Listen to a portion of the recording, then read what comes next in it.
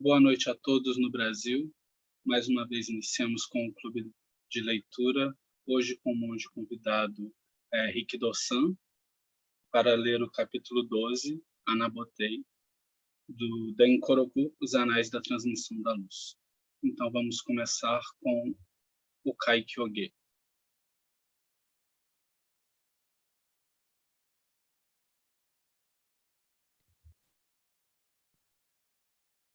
Kaikyoge Mujo Jinjin Mimyoho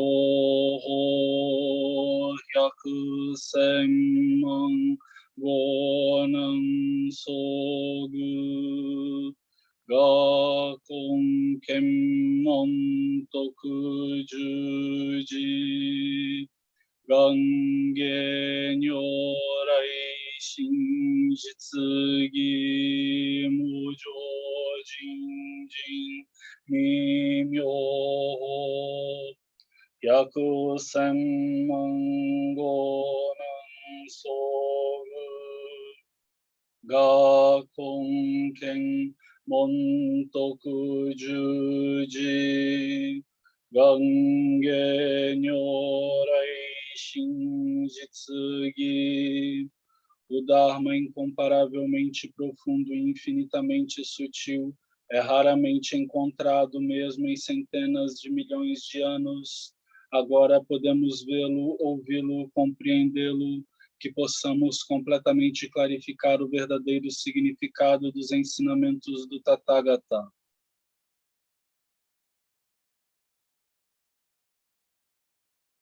Rikidō-san, a sala é sua, fique à vontade, seja bem-vindo.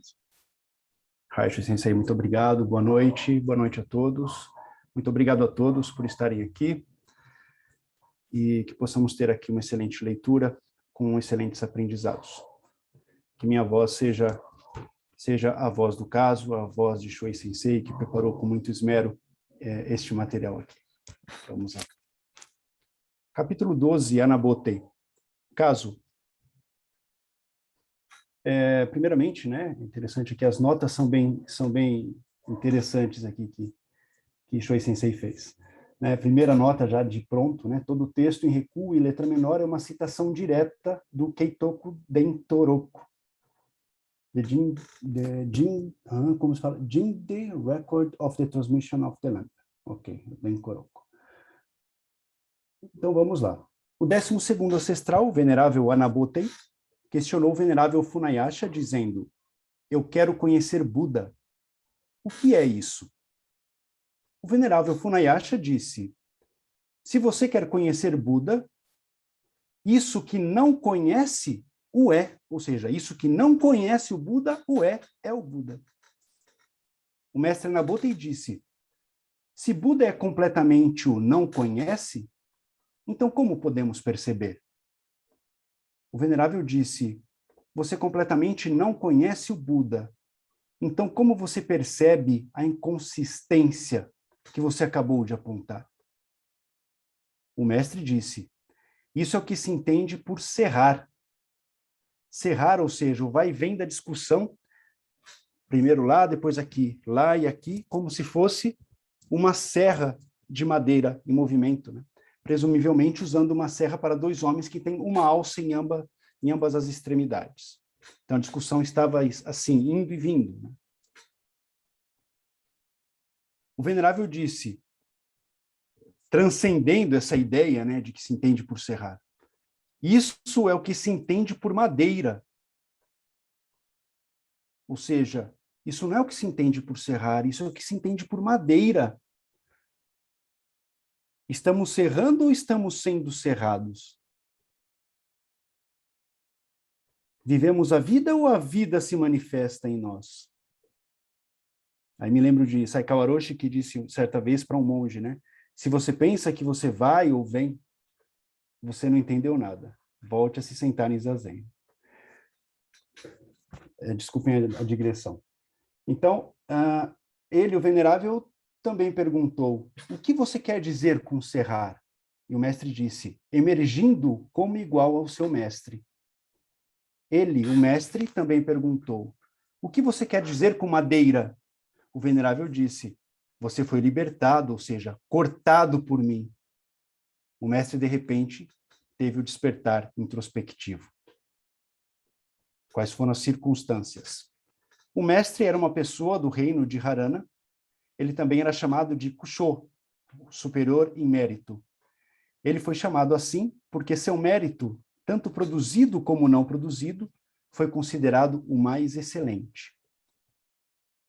Ele buscou instruções de treinamento na casa do venerável Funayasha e logo no início ele perguntou: eu quero conhecer Buda. O que é isso? O venerável Funayasha disse: se você quer conhecer Buda, isso que não conhece, o é. Ou seja, isso que não conhece Buda, é Buda. Deixou. Em verdade, quando vocês começam a treinar e estudar, o que vocês devem ter certeza de buscar é este Buda. Todos os Budas dos 3 tempos e as sucessivas gerações de mestres ancestrais são todos chamados de companheiros que estudam o Buda. Aqueles que não estudam Buda são todos chamados de seguidores de outros caminhos. Com isso, vocês não devem buscar Buda por meio do som, e não devem tentar conhecer Buda por meio da forma visível. Usar as 32 marcas e 80 características agradáveis para considerar qualquer coisa como Buda é, ainda assim, insuficiente. Foi por essa razão que Anabotei perguntou: eu quero conhecer Buda, o que é isso? Funayasha imediatamente o instruiu, dizendo: você quer conhecer Buda? Isso que não sabe, o é. Isso que não sabe o que é Buda, é Buda. Isso que não sabe é precisamente o venerável Anabotei. Como poderia ser outra pessoa? No momento em que ainda não se toma consciência, e também no momento em que se percebe pela consciência, não existe uma encarnação separada e não existe outra maneira de ser. Desde os tempos antigos até o presente, tem sido apenas assim. Às vezes, Budas carregam as 32 marcas, são equipados com 80 características agradáveis, têm 3 cabeças e 8 braços, ou afundam nos 5 sinais de declínio e 8 tipos de movimento. Por vezes, eles são criaturas com pele e chifres, em alguns momentos são acorrentados com algemas de ferro. A referência é provavelmente a ser amarrado e torturado em um dos infernos aqui. Sempre residindo nos 3 reinos, eles incorporam a conduta de si mesmos. Aparecendo e desaparecendo em suas próprias mentes, eles vêm com rostos diferentes. Portanto, mesmo quando nascem, não sabemos quem é este. Quem é este? Nani Mononari. Esta é a reformulação de Keizan da pergunta de Anabotei sobre Buda no caso raiz. O que é isso? Nani Monoka Sunawashi Zenaru. Desculpa o japonês péssimo. Mesmo quando vão para a morte, não sabemos quem é este. Embora tentemos anexar formas a eles, estes não são dharmas que podem ser fabricados.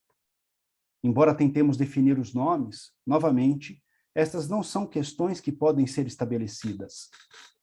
Portanto, de kalpa em kalpa, ou seja, de milhares e milhares de anos em milhares e milhares de anos, é algo ainda desconhecido. Mesmo que siga o eu e acompanhe o eu, não há nenhum discernimento nisso. Ao ouvir o episódio mencionado, muitos interpretam que significa: não importa o que se conhece, estamos fadados a ser diferentes de Buda. Não conhecer nada e não distinguir nada. Isso verdadeiramente deve ser Buda. E como tem gente que pensa assim? Mas se você entende esse caso de não conhecer dessa forma, então por que o venerável Funayasha teria se incomodado em elucidá-lo como o fez? Ele apontou diretamente dizendo: isso que não sabe, o é. De modo que Anabotei não continuasse inteiramente dessa forma, apenas se movendo para a escuridão, vindo da escuridão. É um saber não sabendo, ou não saber sabendo. Anabotei, ainda sem clarificar, simplesmente pegou o que geralmente se entende por não consciente e usou-o para interpretar o que foi apontado aqui por Funayasha. Assim ele disse, se Buda completamente o não conhece, então como podemos perceber? O venerável Funayasha instruiu-o novamente, dizendo, você completamente não conhece o Buda. Então, como você percebe a inconsistência que você acabou de apontar? De fato, se você não conhece a árvore, como você pode conhecer o fruto? Além disso, não há nada a ser buscado. O aquele que não está consciente é precisamente Buda. Como poderia então ser chamado de não é? O mestre disse, isso é o que se entende por serrar. O venerável disse, isso é o que se entende por madeira. Ele, o venerável, também perguntou, o que você quer dizer com serrar? E o mestre disse, emergindo como igual ao seu mestre. Ele, o mestre, também perguntou, o que você quer dizer com madeira? E o venerável disse, você foi libertado, você foi cortado por mim. O mestre, de repente, teve o despertar introspectivo. Verdadeiramente, você também é assim. Eu também sou assim. Você também é assim, eu também sou assim. Vamos lá, japonês de novo. Nani mo kaku no gotoku, ware mo kaku no gotoshi. Essa é uma transcrição das palavras faladas pelo sexto ancestral, Daikaneno, o Huineng, no final de um famoso diálogo no qual ele aprovou a compreensão expressa por seu discípulo, Naniue Huairang. Você também é assim, eu também sou assim, disse o mestre. Abrindo totalmente seu manto, retornando, né? Você também é assim, eu também sou assim. Abrindo totalmente seu manto com ambas as mãos, ele, Funayasha, entregou sua cota. Você também, e eu também, não sofrem nem mesmo de uma única partícula. Este você também e eu também não sofrem nem mesmo de uma única partícula. Nandimo waremo iten wo ukezo. O início desta frase ecoa a citação anterior do sexto ancestral Daikaneno. Assim, você também e eu também referem-se literalmente a Nangaku e seu professor Eno, ao eu que está falando. Metaforicamente, você também e eu também referem-se a Anabote e Funayasha, que têm uma relação semelhante como discípulo e mestre. A expressão não sofre de uma única partícula é uma transcrição de um comentário sobre um koan que aparece no extenso registro do mestre Shan Hongzi. Sem sofrer uma única partícula de poeira, eles repentinamente se encontram na estrada. Poeira, neste contexto do ditado, significa apego iludido. No diálogo entre o sexto ancestral Huineng e seu discípulo Nanyue, ao que Huineng diz, você também é assim, eu também sou assim. Dada a alusão de Keizan a esse diálogo, é provável que o que ele quer dizer aqui com não sofra de nenhuma única mancha é que nem Anabotei, nem Funayasha têm mesmo uma única mancha de contaminação que vem do apego à prática e verificação. Você também e eu também não dependem da menor medida.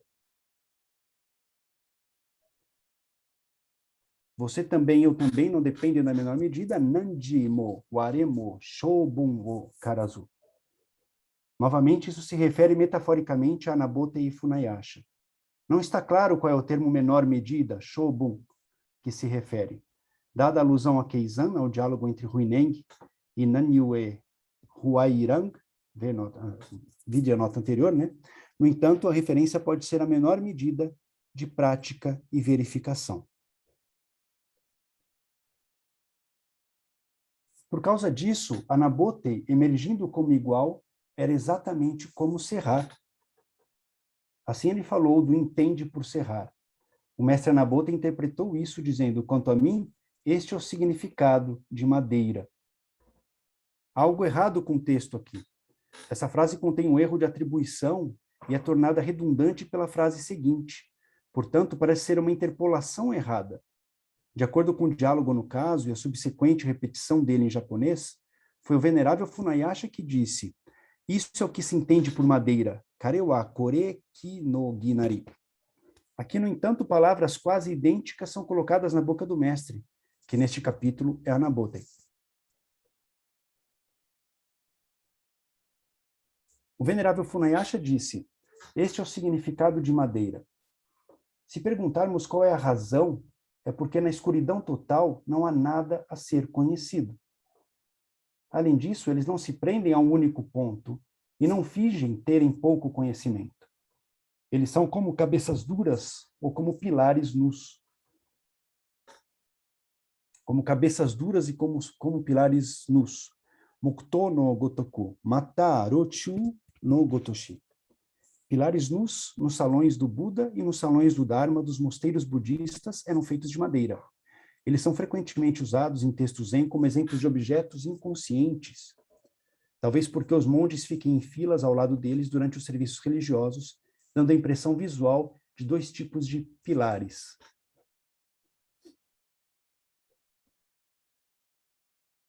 Sendo mushin, ou seja, não mente, eles são imo. Imo é uma gíria chinesa usada durante a dinastia Song que significa assim. Um termo demonstrativo que se refere ao estado de coisas que estão sendo faladas ou manifestadas. No Zen budismo também é usado para mostrar a verdade que não pode ser expressa de forma verbal e se manifesta dessa forma. O estado inefável no momento presente. No momento do presente não é possível falar do movimento de um ponto para outro. Inmo é uma palavra coloquial em chinês que quer dizer isto, aquilo, ou é isto aí, ou assim como é. Geralmente usamos a palavra inmo para indicar algo que não necessitamos explicar. Portanto, filósofos budistas na China usavam a palavra inmo para sugerir algo inefável. Ao mesmo tempo, um dos objetivos de estudar o budismo é realizar a realidade. E, de acordo com a filosofia budista, a realidade é algo inefável. Então, a palavra inmo é usada para indicar a verdade, ou a realidade que na filosofia budista é originalmente inefável. Essa nota foi extraída do Shobogenzo. Então, sendo mushin, sendo não mente, eles são inmo, assim como é. Sendo mushin, eles são assim como é. Sendo não mente, eles são assim como é. No final, não há nada a ser distinguido, porque ele, Funayasha, entendeu as coisas desta forma e disse: esse é o significado de madeira. No entanto, aflições residuais permanecem nessas interpretações. Ele não sabia o que o mestre Naboten queria dizer. Ele não sabia o que o mestre queria dizer. Shinogi wo shirazu, ou seja, Funayasha não tinha certeza do que a Naboten queria dizer quando ele disse: este é o significado de cerrar. Aqui o venerável Funayasha, devido à sua misericórdia e compaixão que levou a espreitar no joyo, em chinês, no joio, né? Joio significa emboscar viajantes desavisados. Joio, do joio e trigo, né? Espreitar no joio significa emboscar viajantes desavisados, portanto, o meio para se tornar um bandido. Na literatura do Chan, ou Zen, uma metáfora para os meios habilidosos dos mestres Chan ou Zen, que se envolvem em conversas com pessoas comuns em seu próprio nível de compreensão. Também chamado de entrar no joio por compaixão. Para o locus clássicos do ditado, que aparece primeiro nos registros de Yumen Wenyan, Yangshan pergunta a um monge: de que lugar você acabou de partir? Então, esse é o significado de espreitar no joio. Então, venerável Funayasha, devido à sua misericórdia e compaixão, que o levou a espreitar no joio, também perguntou: o que você quer dizer com cerrar? E o mestre disse: emergindo como igual ao seu mestre. Chegando aqui e se expressando novamente, ele também perguntou: o que você quer dizer com madeira? Funayasha, em resposta, estendeu suas mãos e entregou a sua cota, dizendo: você foi libertado, você foi cortado por mim. Nesse ponto, então, ele, Funayasha, passou em meio ao caminho de mestre e discípulo, esmagou as paixões do passado e do presente, veio construir uma estrada no meio de um sonho e passou a andar no vazio do espaço. Assim ele disse: você foi libertado, você foi cortado por mim. Chegando aqui, o estado congelado de Mushin, ou seja, de não-mente, de Anabote, derreteu rapidamente e ele escapou da toca da obviedade. O termo toca é uma metáfora para um ponto de vista estreito, restrito. Para as coisas serem claras, evidentes ou óbvias, pareceria ser o oposto disso. Mas nesse caso, acreditar que se vê as coisas claramente é comparado a uma toca. Ele se abriu e despertou, juntando-se assim à sucessão como 12º ancestral. O venerável Funayasha disse à congregação, então, este grande ser, Anabote, há muito tempo, era o rei do reino de Bishari. Nesse reino havia uma tribo de pessoas que andavam nuas como cavalos. O rei, utilizando sua força sobrenatural, dividiu seu corpo em bichos da seda para que eles recebessem roupas. Esse rei nasceu mais tarde na Índia Central. O povo dos cavalos sentiu sua falta e chorou tristemente. Por causa disso, ele foi chamado de Memyo, ou choro do cavalo, relincho. O Tathagata havia feito uma previsão, dizendo: 600 anos após a minha extinção, haverá um sábio conhecido como Anabote. Nos anos do reino de Harana, ele subjugará os seguidores de diferentes caminhos e libertará amplamente os humanos e deuses. As pessoas libertadas serão inumeráveis. Tendo-me sucedido, ele vai transmitir os ensinamentos. Dizendo, agora certamente esse tempo chegou, Funayasha confiou a Anabote o Shobogenzo do Tathagata. Shobogenzo, o olho tesouro do verdadeiro Dharma. Não considere imprudentemente este lugar, singular do começo ao fim, como um lugar sem consciência e sem experiência, onde não se tem consciência de vários objetos dos sentidos. Ou seja, embora seja não consciência, se você tomar isso como um estado anterior ao entrar em um útero, mesmo que seja capaz de ver meticulosamente, pensar meticulosamente e tatear em busca do rosto de um Buda ou do rosto de um ancestral, mesmo assim, você não o obterá. Mesmo se procurar uma pessoa, um demônio ou um animal, você não o obterá. Não é imutável, nem é algo que alguém move, nem é algo vazio. Não há dúvida de interno ou externo, e nenhuma divisão entre absoluto e relativo. Quando alguém percebe e sabe que esta é a verdadeira face original de si mesmo, mesmo que apareça como um ser comum ou sábio, mesmo que se divida entre a recompensa kármica primária e secundária, ela vai e vem inteiramente aqui, e surge e cessa inteiramente aqui. É como o surgimento das ondas na superfície do oceano. Mesmo quando sobem cada vez mais, não há aumento de água. Da mesma forma, é como a cessação das ondas. Mesmo que diminuam e cessem mais e mais, nenhuma única gota é perdida. De fato, ouvir o rio fluindo é fácil.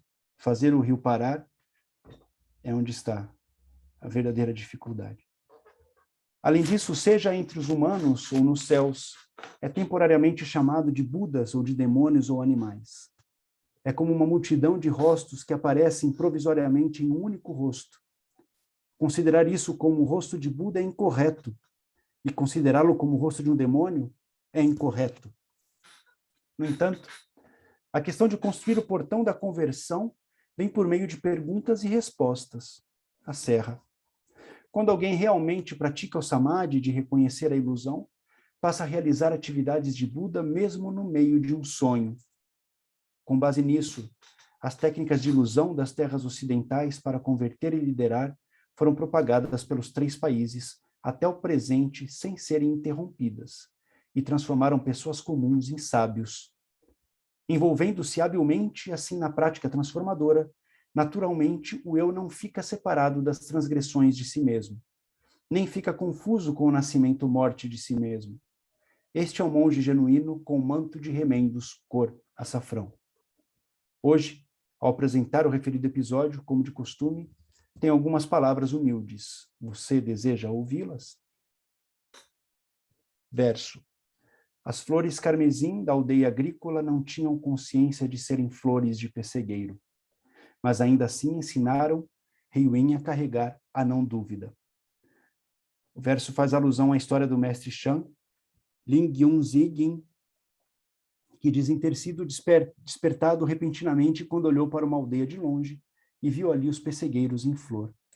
Ele escreveu um verso sobre como alcançar a não dúvida, ao ver o pessegueiro enflorescido, e apresentou ao seu professor Dawei, ou Daiki, recebendo a aprovação deste último como herdeiro do Dharma. As flores carmesim da aldeia agrícola não tinham consciência de serem flores de pessegueiro, mas ainda assim ensinaram Rei Wen a chegar à não dúvida. Muito obrigado.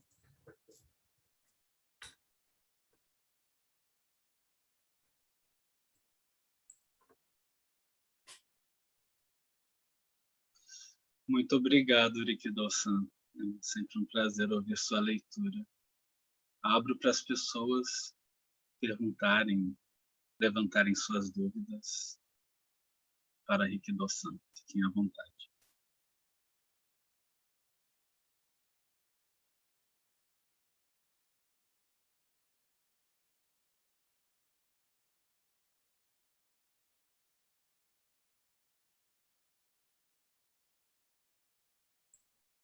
É que, de fato, um texto desse, não, ou a pessoa desperta ou a pessoa não entende nada. No meu caso foi o segundo, né? Mas o que que você, qual foi o ponto que você achou mais importante dentro desse texto? O que que mais te chamou a atenção no texto? O verso final, ele é uma síntese de todo o texto, né?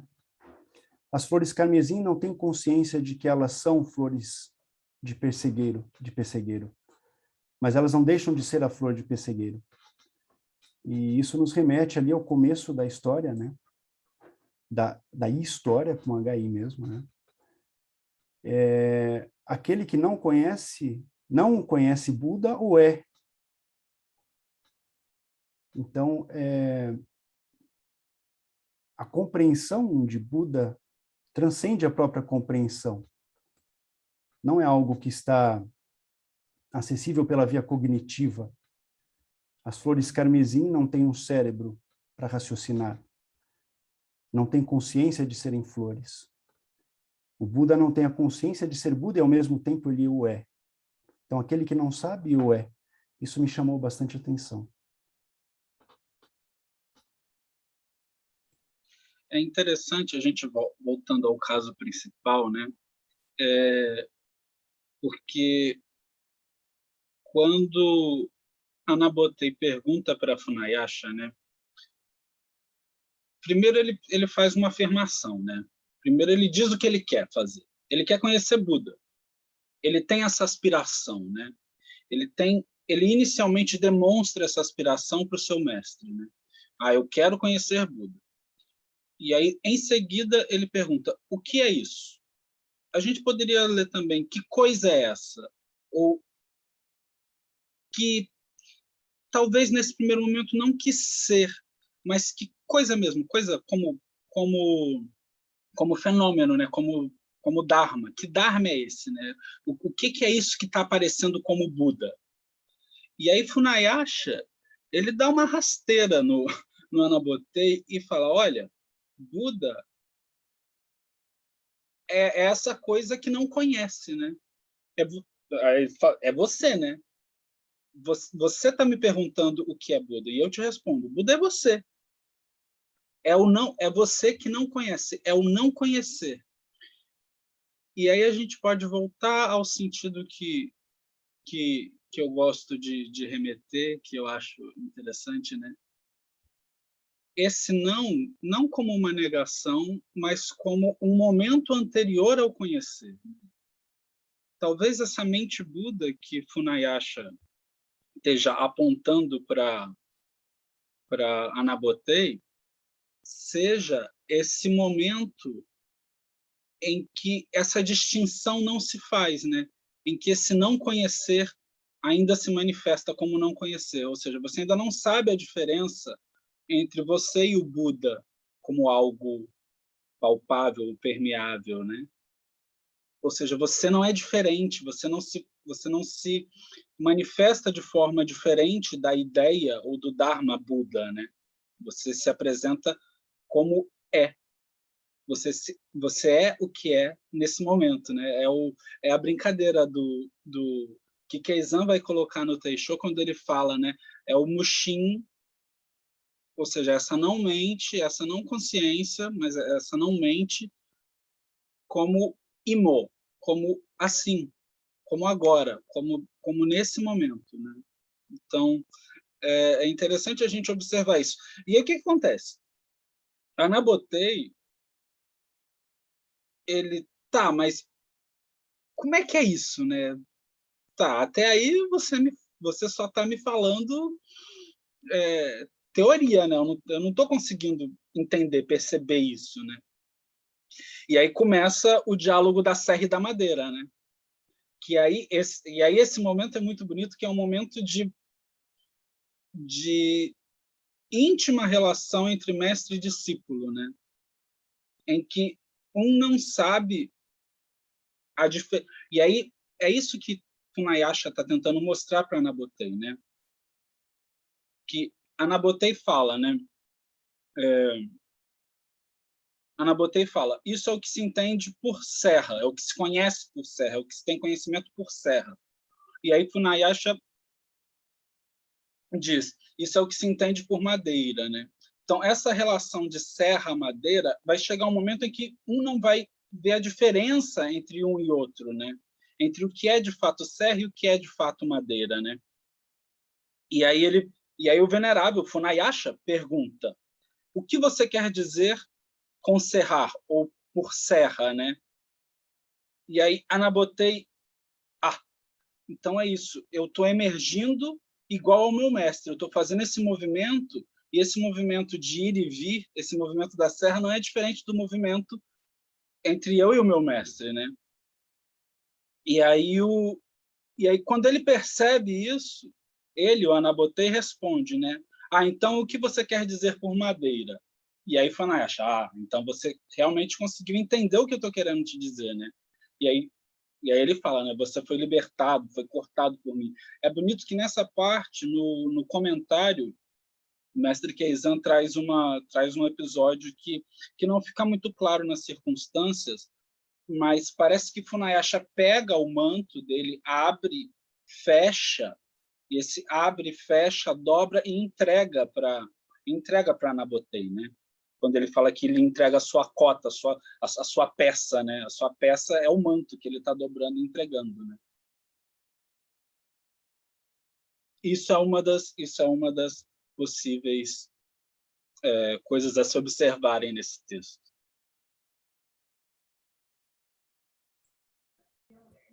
E ainda ouvindo vocês falarem, ouvindo agora o Sensei Shoei, né, esse movimento da serra, até que não há separação entre mestre e discípulo, né? E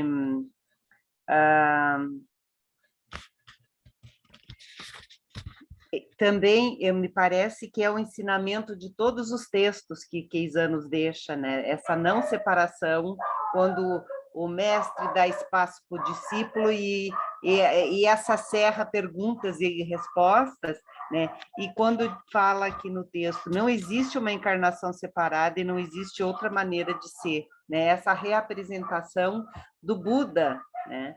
Que se manifesta, é o Buda presente em toda a linhagem.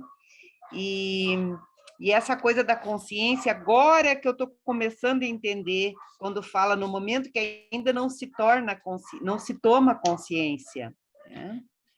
E também no momento em que se percebe pela consciência começar a entender isso que tu fala e que eu tenho dificuldade para entender esse antes, né? E que se apresenta tudo, tudo é apresentado no início do texto, e como eu não sei o nome do César, desse monge, né? Que ele fala, e eu estava justamente pensando, né?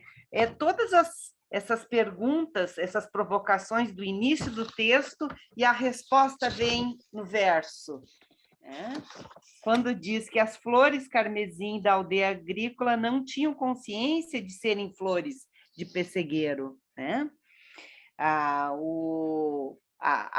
flor, a natureza, todas essas manifestações desse ir e vir, não tem consciência disso, mas assim são, né? Como imo, né? Que também é uma expressão nova para mim, né? E a dificuldade que eu não tenho pergunta, eu tenho algumas respostas agora, aqui lendo, estudando, ouvindo. Tá, essa não consciência, né? Porque eu sou da área da psicologia, né? Essa coisa de postular que é ampliar a consciência para a mente, para mim, iluminação, despertar, tudo ampliar a consciência, e me deu agora, não é por aí.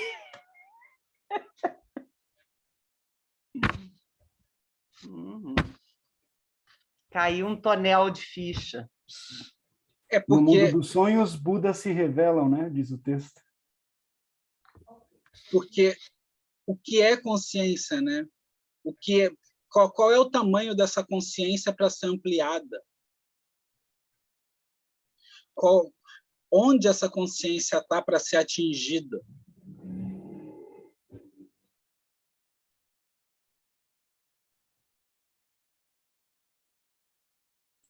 Acho que Joken-san quer falar. Oi. Obrigado, Rikido-san, pela leitura.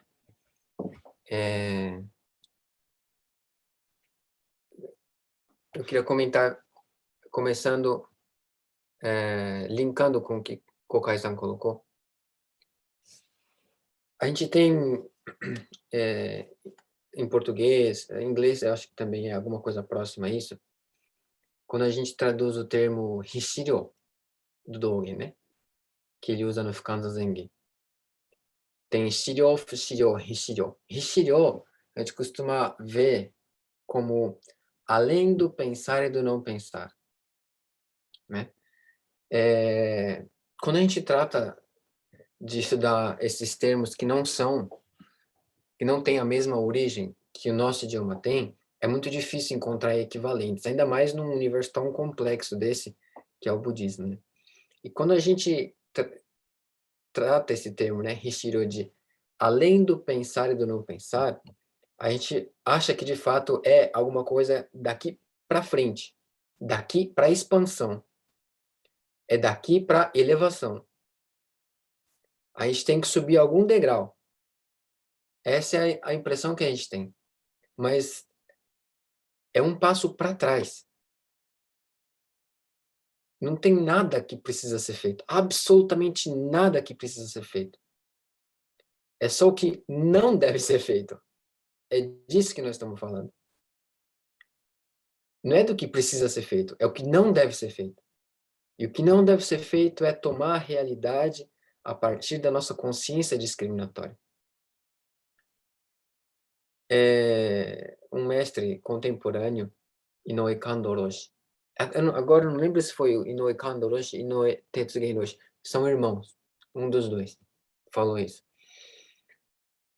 Quando ele trata de Busho, né, da natureza Buda, ele fala que em japonês a expressão dele é assim: Oto ga sureba kikoeru kono saiyōtai o Busho toiu.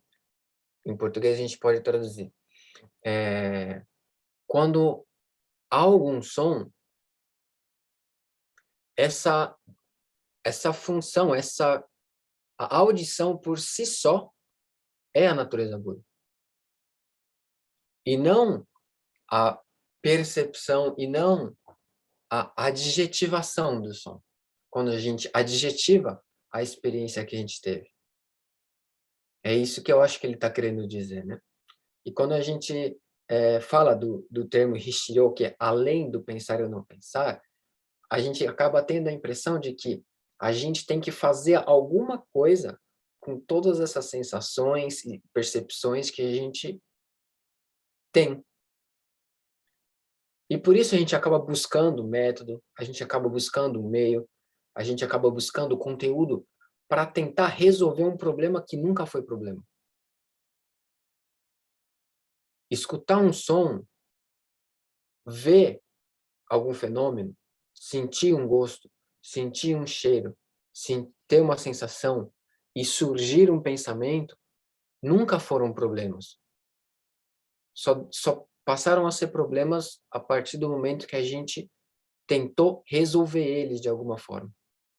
Então, nós criamos o problema que nós estamos tentando resolver. E a gente fica nesse ciclo viciante. Esse ciclo vicioso, fala viciante, eu não sei agora qual que é a palavra. A gente fica nesse ciclo, né? E lendo esse texto, eu confesso que eu quase nunca leio o texto antes do clube, né? E é sempre uma surpresa. E esse texto, ele me tratando dessa questão de tomar consciência do que é ser Buda, nesse negócio de consciência, de tomar consciência dos fenômenos, né? Isso me lembra a história do próprio Dharma Daishi, né? Do Bodhidharma. O Bodhidharma, em japonês a gente fala Dharma Daishi, né? Dharma Daishi, quando ele chegou no Butei, que é o... Como é que fala em chinês, quando a gente traduz o nome dele? Wu Jiliang, né? Um negócio assim. O imperador Wu. E o imperador fala que fez um monte de templo, alimentou um monte de monge, traduziu um monte de sutras, qual que é o meu mérito nisso? E aí o Bodhidharma chega e fala, nenhum. Não que o que ele tenha feito não vale de nada. Não é assim que funciona também, né? Mas, aí ele fala, não tem mérito nenhum. E aí depois ele pergunta, então, quem está diante de mim? E aí ele fala, não sei. A gente traduz sempre, a gente vê essa tradução sempre como não sei, não sei, não saber. E aí a gente sempre acaba, eu pelo menos acabo sempre vendo essas coisas, essas frases, esses termos, e entendo ele como o não saber da nossa maneira normal de não saber. Eu não sei matemática, eu sou péssimo em matemática, eu não sei matemática. Mas não é desse não sei que ele está falando, eu acho, né? Quando a gente tem termos como... Esse termo, né, não sei, em japonês a gente fala fushiki. Assim como fushiki, assim como mushin, assim como o próprio caractere mu, sozinho, esses caracteres que são usados no japonês contemporâneo como negação, em oposição a alguma coisa, no nosso contexto budista, eles significam além da dualidade. E quando a gente traduz além da dualidade, é a mesma coisa do Hishiryo de Dogen, né? Aliás, esse termo hi também, né? A gente traduz como além, assim como mushin, além da mente ou não mente. Só que esse além é a mesma coisa do Hishiryo, que é fora da dualidade, anterior à consciência discriminatória, tentar resolver um problema que nunca foi problema. E acho que é mais ou menos desse tema que está se tratando aqui, né? E que, inclusive, como Rikido-san colocou, o verso do final, ele é um grande resumão, e geralmente é um grande resumo do texto todo, né? Porque nós estamos tratando aqui de Keizan, né? Não é um poeta qualquer, assim. E que as flores vermelhas, carmesim da aldeia, não tinham consciência de serem flores de pessegueiro, mas ainda assim ensinaram não sei quem lá a chegar à não dúvida. E olha só que interessante, nós temos um não aqui. O que é esse não? Não é a negação da dúvida, não é que ele não tem dúvida. Não é o além da dúvida no sentido de ter elevado, de ter expandido a questão da consciência. Na verdade, é o momento anterior a consciência discriminatória agir. E da mesma forma como Inoue Hiroshi colocou, que a audição, essa por si só, essa função por si só já é a própria natureza Buda. Porque a audição por si só, ela é livre, ela é como é, da maneira como é. O som, quando a gente ouve,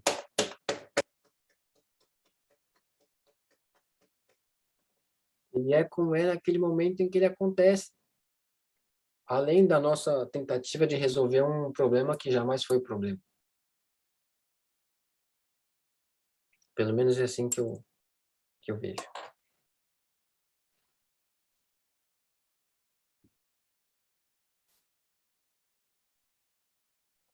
Eu só queria acrescentar uma coisinha a toda essa maravilha que você falou aí, que é uma coisa maravilhosa, né?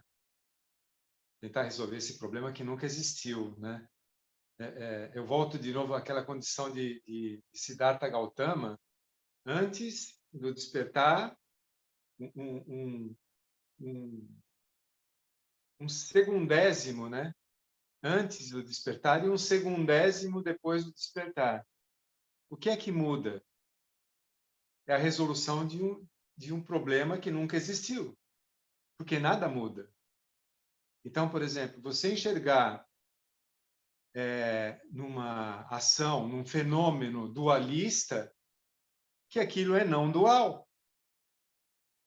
Porque a mente discriminatória está aí, nós utilizamos ela diariamente, mas você precisa entender que essa mente discriminatória que a gente usa diariamente, ela é não dual também, se você souber o que está acontecendo.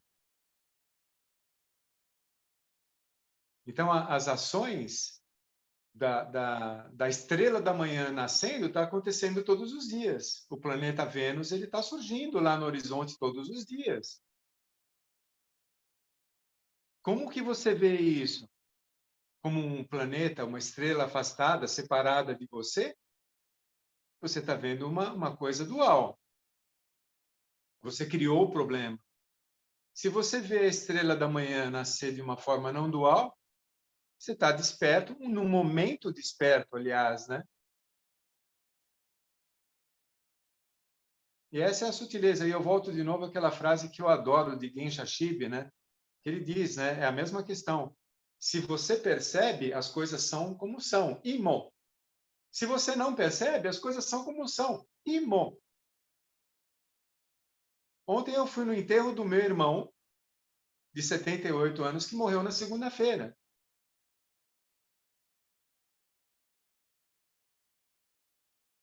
E eu fui no hospital visitá-lo, que ele foi declarado de manhã no estado terminal. E eu fui visitá-lo dentro da UTI semi-intensiva sozinho. Eu fiz as preces budistas e rezei também o Pai Nosso e Ave Maria, que é a tradição dele. Mas o processo da morte dele, que aconteceu 2 horas depois, acontece para todos nós. O que acontece lá? Que mistério é esse, né? Mas o mistério acontece igual para seja qual for a religião de qualquer pessoa. Em respeito, eu fiz o nosso rito. Em respeito, eu fiz a prece, né? Do travesseiro, né? A prece ao pé do ouvido. E, em respeito, eu fiz também a bênção dos enfermos, na tradição dele. Mas não precisa fazer nenhuma das duas, porque o processo todo é automático. Seja islâmico, seja ateu ou não, né?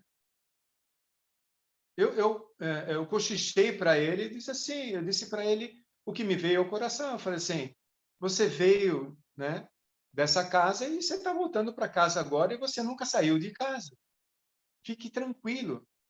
O que tá acontecendo agora é que você está no estado terminal e foi isso que você me pediu várias vezes. Você estava cansado, que você queria morrer, que você queria descansar. Então, fique tranquilo, porque é isso que vai acontecer, é isso que está acontecendo. Na verdade, é isso que nunca deixou de acontecer, né? Nunca teve problema nenhum para a gente resolver. A gente fala isso de informática, né? A gente fala assim, o computador veio resolver todos os problemas que a gente nunca teve.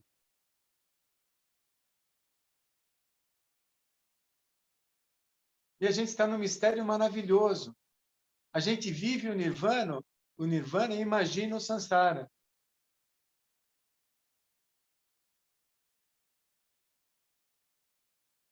Quando a gente tem um momento, um átimo, minúsculo momento desperto, o Sansara desaparece. E se a gente se esquece disso, a gente mergulha em Sansara de novo, sem ele existir. Como é que todos os seres, eu e todos os seres, simultaneamente, nos tornamos o caminho? Porque não tem nenhum problema. Não é? É tão maravilhoso, é tão lindo, é tão misterioso. E é tão simples. A raiz da palavra simples, né? É simplex, é sem plural. E a palavra complexo é com plural. Se a gente vê o simples, tudo muito simples. Se você vê o complexo, parece que tudo é diverso, uma coisa diversa da outra, né? A gente deixa de ver a coesão de tudo, né?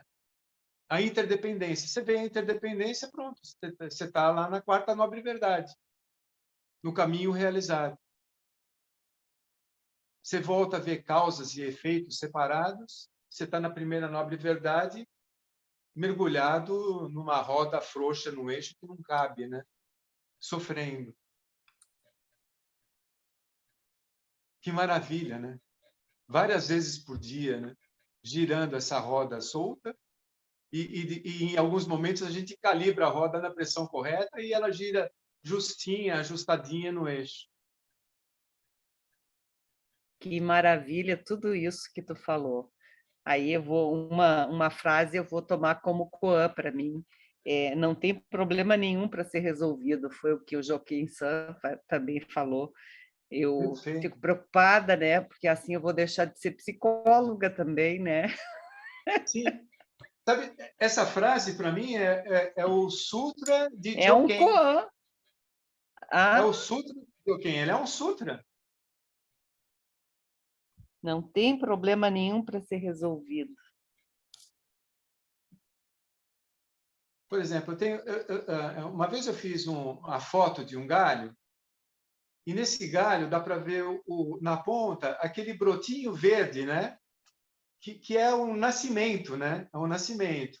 Para trás, um pouquinho no galho, tem uma folha verdinha. Depois tem uma folha maior, amarela. E atrás uma folha morta. Eu chamei isso do Sutra do Galho. Porque nascimento, doença, velhice e morte estão em um palmo de galho. E aquilo é lindo, né? É a árvore em si, é o ramo que faz parte de um tronco. E o que a gente está serrando aí, né? Pega de um lado que eu pego do outro. Vamos lá, né? Uma vez de cada um. Uma vez o Joken, outra vez Koen, outra vez Kokai. Às vezes tem madeira, às vezes não tem a madeira. A madeira, a matéria, a origem da palavra madeira é matéria. Você está vendo madeira? Você está no auge do Sansara. Se você está vendo matéria. Se você está vendo que aquilo é o vazio, você está em Nirvana. Forma nada mais é do que vazio, vazio nada mais é do que forma. Forma é exatamente vazio, vazio é exatamente forma. O que é que você está vendo? Tem que ver as duas coisas e não ficar desesperado. Você tem que saber pousar na calma, né? Repousar. Ele fala da toca, né? É o abrigo. Mude de toca para abrigo. Onde é que você está se abrigando? Em Buda Dharma Sangha. É o primeiro preceito, né? O abrigo em Buda Dharma Sangha. O que é que você está vendo? Você está vendo luz, quarto, parede? Veja Buda Dharma Sangha.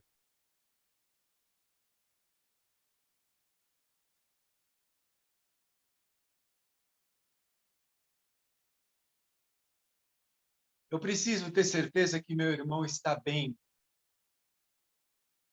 Eu preciso ter certeza que ele nunca nasceu e que ele não está morto. Eu preciso acreditar em Lavoisier,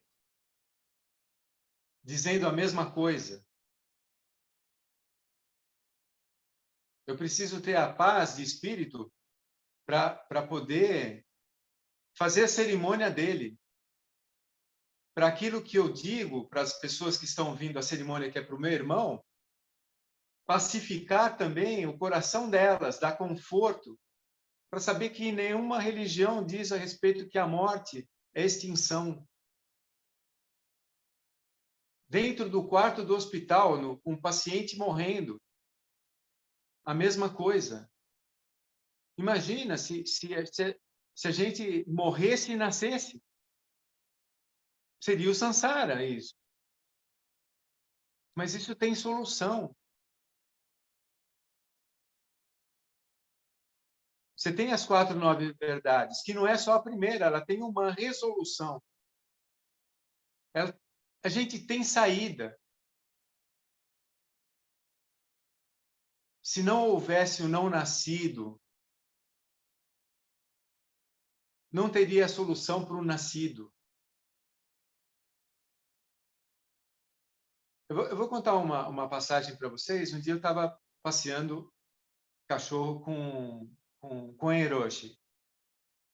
E a gente estava em cima de um viaduto sobre a Avenida Sumaré. E a gente estava vendo os jovens lá se jogando, né, naquela corda, né, escalando, subindo e descendo lá, né, naquela avenida lá. É um lugar famoso de São Paulo. Arriscando a vida, né? Fazendo isso embaixo dos carros passando, né? E uma hora a gente estava conversando e ela virou para mim e falou assim: o ser humano não tem salvação. Eu falei assim: como assim, né? Naquela época, sensei, né? Como assim, sensei? Como assim que o ser humano não tem salvação? O que a gente está fazendo, então, né? Como é que a gente lida com isso, né? Que o ser humano não tem salvação? Que visão pessimista, né? Ela falou assim: sim, o humano não tem solução. O que tem solução é Buda.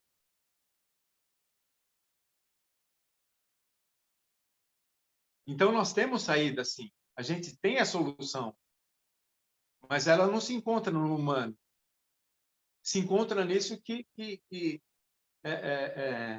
Joaquim claramente, né, citou lá, não é além, é a quem, né? Mas quando você percebe aquilo que é anterior, né, ao nosso pensamento, ao conceito, ao pensamento, à ação, a tudo isso, essa consciência primordial, né, daquele como é que fala lá, Suzuki Roshi, o livro dele, Mente Zen, Mente de Principiante, né? Esse é o princípio, né? Essa mente original. Mas você vai colocar ela em ação no cotidiano, no dia a dia, com a pessoa do teu lado usando crack, né? Aí que complica a coisa, né?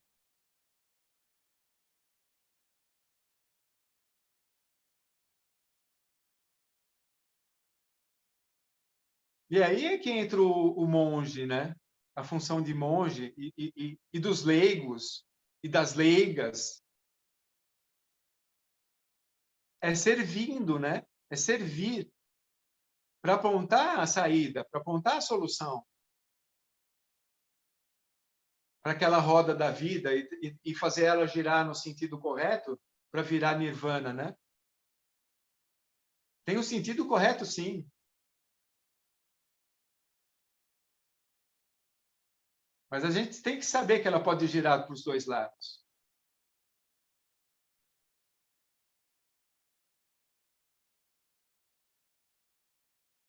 Obrigado, gente. Falei demais. Imagina, obrigado, Ryozan-san. Muito obrigado por suas pontuações. Muito obrigado. E minhas condolências para o seu irmão. Sentimos muito. Muito obrigado, de coração.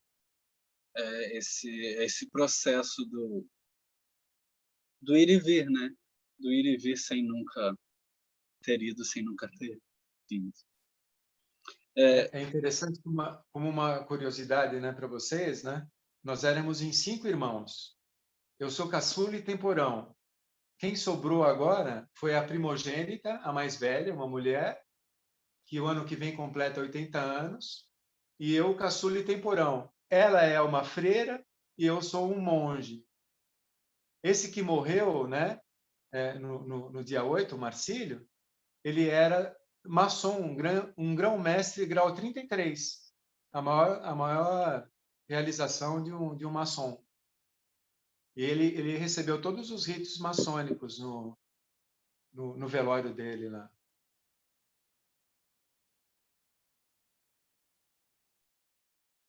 É uma família interreligiosa. Que maravilha. Totalmente. Eu fui criado nesse ambiente e talvez ele que tenha sido, né, a propiciação de eu ter essa atividade no diálogo interreligioso, né? E ele faleceu no mesmo dia que meu pai e foi enterrado no mesmo dia que meu pai, 8 e 9 de novembro, com 32 anos de diferença. Coincidências da vida, né?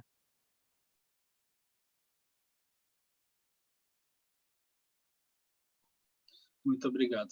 Liquido-san, eu gostaria que você falasse um pouco sobre sua prática e sobre as questões do seu treino e como você vem fazendo agora a questão do karatê também. Por favor, compartilhe um pouco sobre sua prática conosco.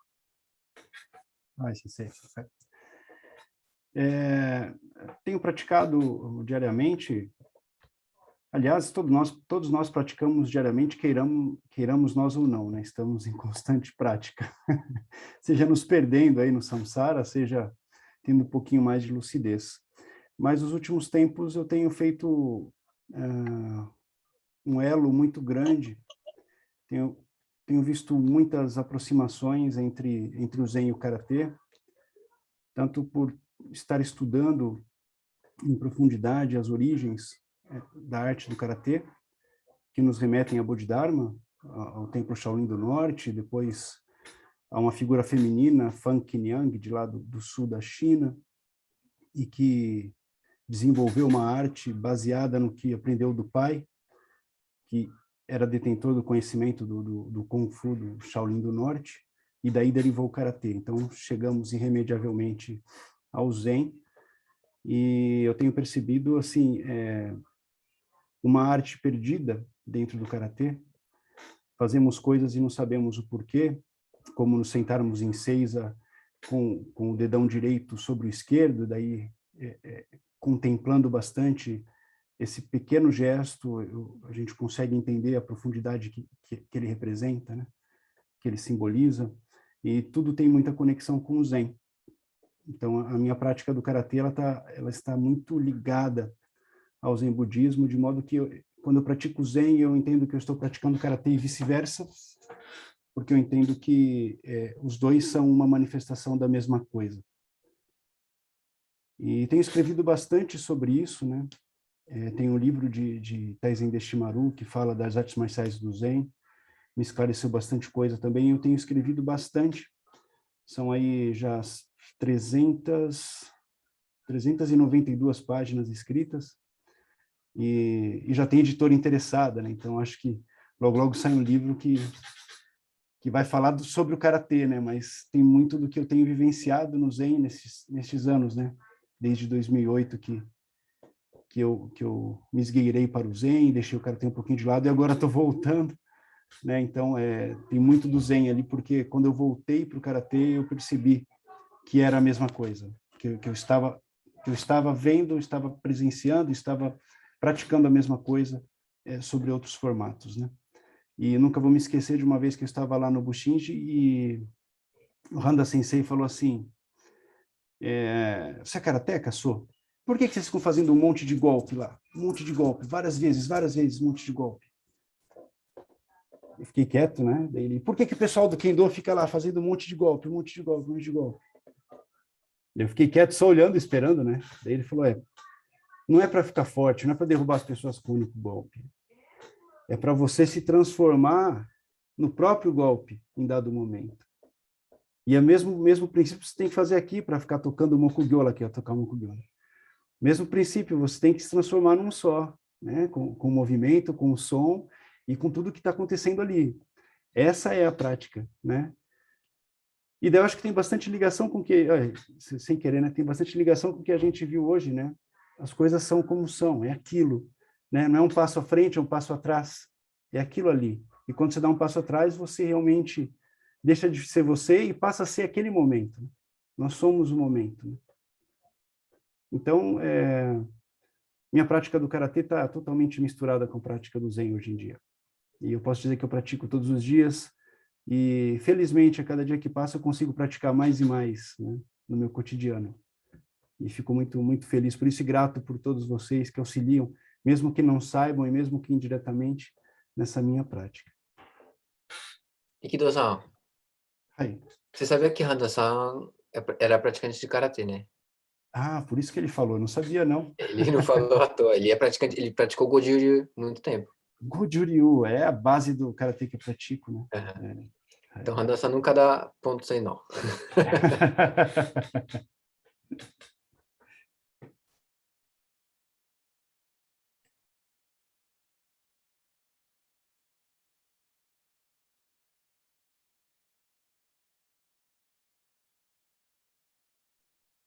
Alguém teria mais alguma questão para Arikido-san ou compartilhar alguma coisa? Fiquem à vontade, por favor.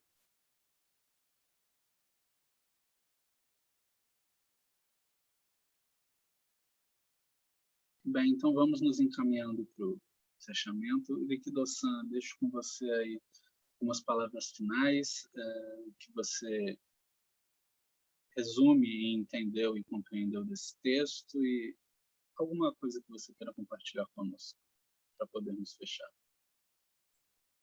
Ai, esse texto me lembra muito aquela já batida afirmação do Zen, mas que muito me toca porque muito me faz sentido. Quando o pássaro canta, e nós estamos em profundo zazen, mergulhados completamente no momento presente, num átimo de segundo, repentinamente, não existe o pássaro, nem a si mesmo, e nem o próprio canto. Todos somos uma coisa só, naquele instante. Espero que essa capacidade se torne cada vez mais e mais frequente em todos nós, porque assim nós poderemos não só agir corretamente, como entregar a nossa preciosa atenção, a nossa preciosa vida, aquilo que de fato e realmente importa. Esse texto que nós lemos hoje trata sobre isso, na minha visão. Então, muito obrigado a todos e que os méritos de nossa prática se estendam a todos os seres e que todos nós possamos nos tornar o próprio caminho de Buda. Muito obrigado a todos. Muito obrigado. Oferecemos a todos os Budas, através do espaço e do tempo, a todos os Bodhisattvas e Mahasattvas e a Mahaprajna Paramita da sabedoria completa. Muito obrigado, Arikido-san. Fique bem. Muito obrigado a todos aí no Brasil. Fiquem bem, se cuidem, mantenham as medidas sanitárias, tomem vacina. Vacinas salvam vidas. Isso é muito importante sempre frisar. Tomem vacina. Claro, usem máscara, lavem as mãos e mantenham o distanciamento social sempre que possível. Fiquem bem. Boa noite a todos. Do lado de cá vai ter o botão de inscrição para o canal e na face deste que vos fala tem a playlist do semestre anterior e a playlist deste semestre. Boa noite a todos, muito obrigado.